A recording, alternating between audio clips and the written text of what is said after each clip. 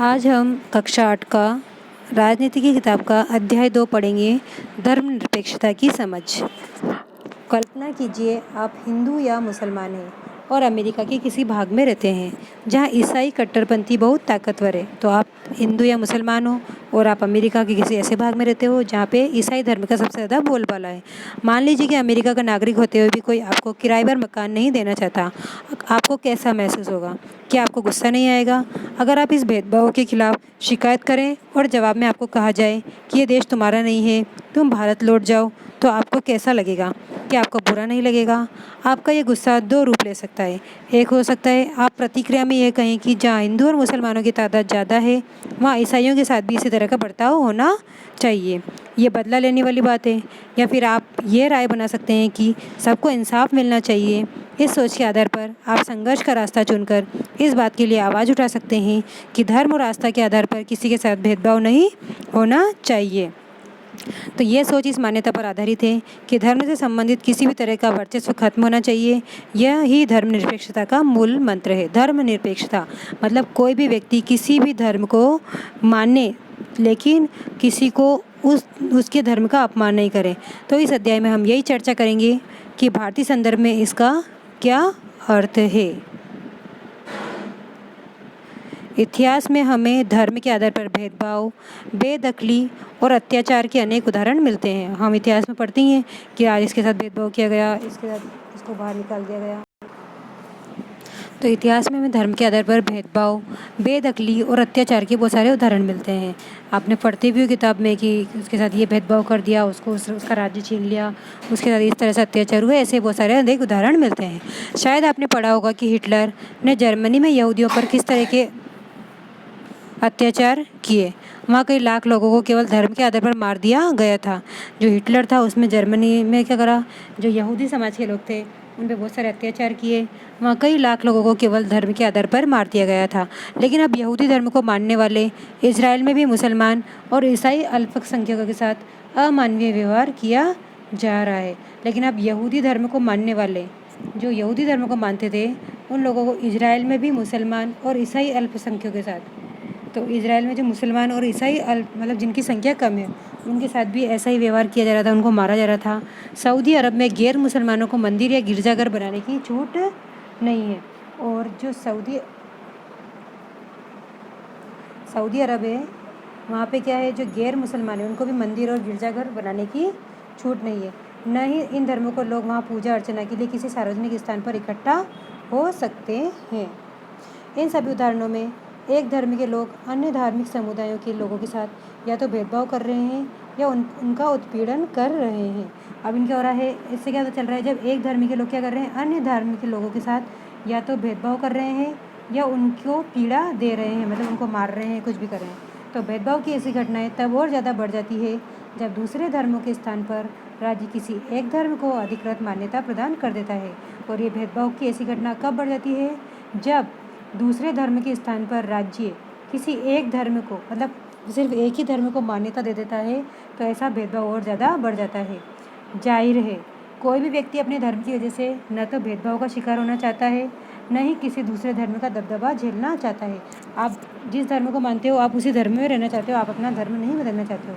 तो भारत में क्या राज्य धर्म के आधार पर किसी नागरिक के साथ भेदभाव करता है? नहीं करता। आगे पढ़ेंगे आप, धर्मनिरपेक्षता क्या है। पिछले अध्याय में आपने पढ़ा कि भारतीय संविधान में मौलिक अधिकारों की व्यवस्था की गई है। बताया था मैंने आपको मौलिक अधिकार, 6 मौलिक अधिकार बताए थे हमारे। ये अधिकार न केवल राज्य की सत्ता से हमें बचाते हैं बल्कि बहुमत की निरंकुशता से भी हमारी रक्षा करते हैं। तो ये भी बताया था कि मौलिक अधिकार जो है हमारी राज्य से भी रक्षा करते हैं और जिनकी संख्या ज़्यादा है उनसे भी हमारी रक्षा करने का कार्य करते हैं। भारतीय संविधान में सभी को अपने धार्मिक विश्वासों और तौर तरीके को अपनाने की छूट देता है। तो भारतीय संविधान क्या है, सभी को अपने धार्मिक विश्वास, चाहे वो किसी भी धर्म का हो, सबको अपने अपने धर्म को और तौर तरीकों को अपनाने की पूरी छूट देता है। सबके लिए समान धार्मिक स्वतंत्रता के लिए इस विचार को ध्यान में रखते हुए भारतीय राज्य ने धर्म और राज्य को शक्ति को एक दूसरे से अलग रखने की रणनीति अपनाई है। तो क्या हुआ, सबके लिए समान धार्मिक स्वतंत्रता, मतलब सभी को कोई भी व्यक्ति किसी भी धर्म को मान सकता है, तो उनके लिए समान धर्म और राज्य की शक्ति को एक दूसरे से अलग रखा गया है। धर्म को राज्य से अलग रखने की इसी अवधारणा को धर्मनिरपेक्षता कहा जाता है। तो धर्म को राज्य से अलग रखने की इसी अवधारणा को क्या बोला जाता है? धर्मनिरपेक्षता। मतलब कोई भी राज्य किसी भी धर्म में कोई दखलअंदाजी नहीं करेगा। हिंदू अपने हिंदू धर्म में कोई से भी भगवान को मान सकता है, मुस्लिम अपने मुस्लिम धर्म को मान सकता है। तो धर्म को राज्य से अलग रखना महत्वपूर्ण क्यों है? जैसा कि पीछे चर्चा की गई, धर्मनिरपेक्षता का सबसे महत्वपूर्ण पहलू है धर्म को राज्य सत्ता से अलग करना। एक लोकतांत्रिक देश में ये बहुत ज़रूरी है। दुनिया के तकरीबन सारे देशों में एक से ज़्यादा धर्मों के लोग साथ साथ रहते हैं। आज आप अपनी गली को ही देखो, आपकी गली में हर समाज का एक व्यक्ति, आपको हर धर्म का एक व्यक्ति मिल जाएगा। जाहिर है हर देश में किसी एक धर्म के लोगों की संख्या ज़्यादा होगी। तो अब अगर हम पूरे देश को देखेंगे तो हर धर्म के लोग अलग अलग और उनकी संख्या भी बहुत ज़्यादा होगी। अगर हम बहुमत वाले धर्म के लोग राज्य सत्ता में पहुँच जाते हैं तो उनका समूह दूसरे धर्मों के खिलाफ भेदभाव करने और उन्हें परेशान करने के लिए सत्ता और राज्य के आर्थिक संसाधनों का इस्तेमाल कर सकता है। अब अगर क्या होगा, जिस धर्म की संख्या ज़्यादा है वैसे लोग अगर उनकी सरकार बन जाए, मतलब राज्य सरकार या केंद्र सरकार उनकी बन जाए, तो उनका समूह क्या करेगा? जो जिन धर्म के लोगों की संख्या कम है उनके साथ भेदभाव करेगा, उन्हें परेशान करना शुरू कर देगा और उनको मतलब हर तरह से उत्पीड़न देगा। तो बहुमत की इस निरंकुशता के चलते धार्मिक अल्पसंख्यकों के साथ भेदभाव हो सकता है। अब अगर किसी धर्म की ज़्यादा संख्या है तो वो क्या होगा? जिन धर्म के लोगों की संख्या कम है उनके साथ भेदभाव हो सकता है, उनके साथ जोर ज़बरदस्ती हो सकती है, यहाँ तक कि कई बार उनकी हत्या भी कर दी जाती है। बहुमत चाहे तो अल्पसंख्यकों को उनके धर्म के अनुसार जीने से रोक सकता है। धर्म के आधार पर किसी भी तरह का भेदभाव उन अधिकारों को उल्लंघन है जो एक लोकतांत्रिक समाज किसी भी धर्म को मानने वाले अपने प्रत्येक नागरिक को प्रदान करता है। तो धर्म के आधार पर किसी भी तरह का भेदभाव उन अधिकारों का उल्लंघन है जो एक लोकतांत्रिक समाज किसी भी धर्म को मानने वाले प्रत्येक नागरिक को प्रदान करता है। तो लोकतांत्रिक सरकार में क्या मान्यता है कि कोई भी व्यक्ति किसी भी धर्म को मान सकता है। लिहाजा बहुमत की निरंकुशता और उसके कारण मौलिक अधिकारों का हनन वह अहम कारण है जिसके चलते लोकतांत्रिक समाजों में राज्य और धर्म को अलग अलग रखना इतना महत्वपूर्ण माना जाता है। लोकतांत्रिक समाजों में धर्म को राज्य से अलग रखने का एक महत्वपूर्ण कारण यह है कि हमें लोगों के धार्मिक चुनाव के अधिकार की रक्षा करनी है।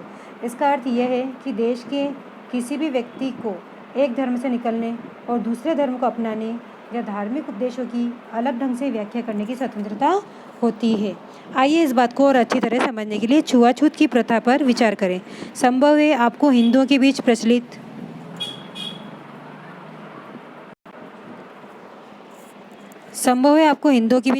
ये प्रथा अच्छी न लगती हो। इसका मतलब है कि आप इसे बदलने की कोशिश भी करेंगे। लेकिन अगर राज्य की सत्ता ऐसे हिंदुओं के हाथ में है जो छुआछूत को सही मानते हैं तो क्या आप आसानी से इस प्रथा को बदल पाएंगे?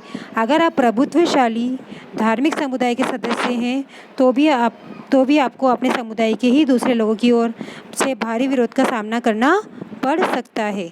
राज्य सत्ता पर नियंत्रण रखने वाले ऐसे सदस्य कहेंगे कि हिंदुत्व की केवल एक ही व्याख्या होती है, उसकी और कोई व्याख्या करने का तुम्हें कोई अधिकार नहीं है। ये चित्र देख रहे हो आप, मस्जिद, मंदिर, गुरुद्वारा, लिखा है हम साथ साथ हैं। आप कोई भी धर्म के लोग हो, सब साथ साथ हैं। आपको भी अगर शो करा हो ड्राइंग बनाने का तो आप भी अपनी कॉपी में ये चित्र बना लेना। Thank you. कल पढ़ेंगे आगे का।